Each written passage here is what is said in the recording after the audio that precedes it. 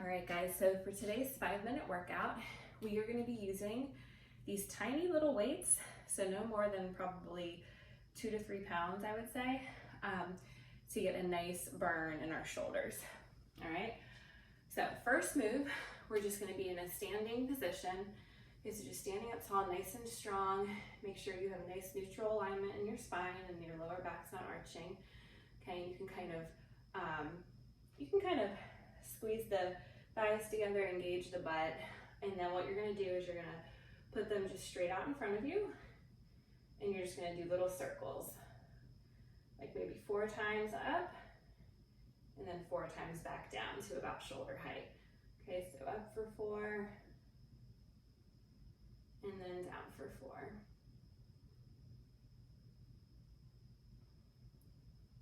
We don't have to go super high in that lift. Okay, if you get to a point where maybe it doesn't feel good, you can just stop there and then go back. Just nice, tiny little circles. Just imagine you're drawing them with the ends of the weight. Make sure you're keeping that core engaged. Make sure that lower back is not arching.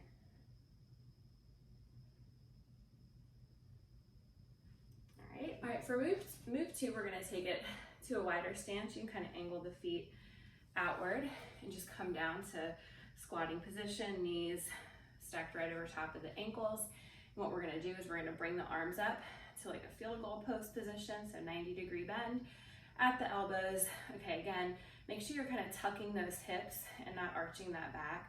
So kind of tuck the hips under, and all we're gonna do is some alternating overhead presses. All right, so again, we want to use light weights because we're doing all of these exercises pretty much back to back to back with no rest in between, and your shoulders are going to be screaming. Okay, so if you try heavier weights, you'll find that out. But just one at a time. Right here, squeeze the core, and that's move 2. All right, for move 3, we're going to be still in this squatting position.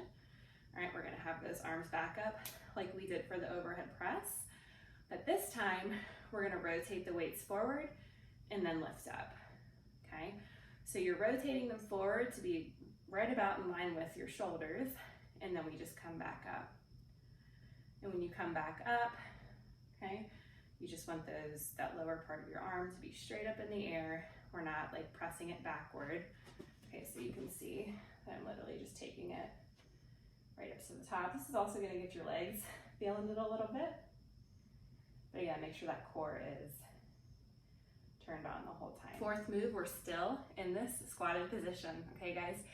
So arms are up here again. And this time we're going to go 1, 2, 3, 4, out 2, 3, 4. So we close it in for 4 little pulses and then open it back up for 4 little pulses, keeping a 90-degree bend at the elbows. Make sure those shoulders are staying down and back. We don't want the shoulders scrunching up towards your ears.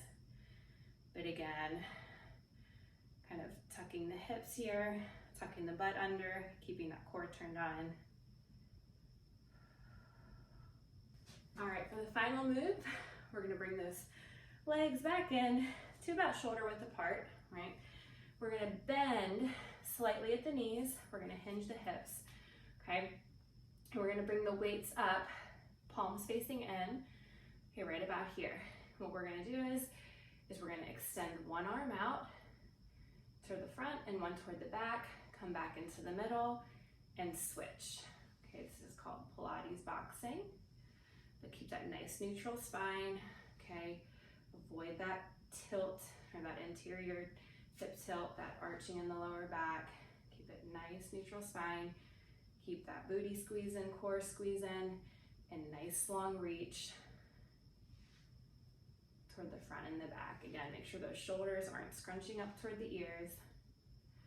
But this will be kind of a nice little way to stretch out those arms a little bit, but still get a good burn.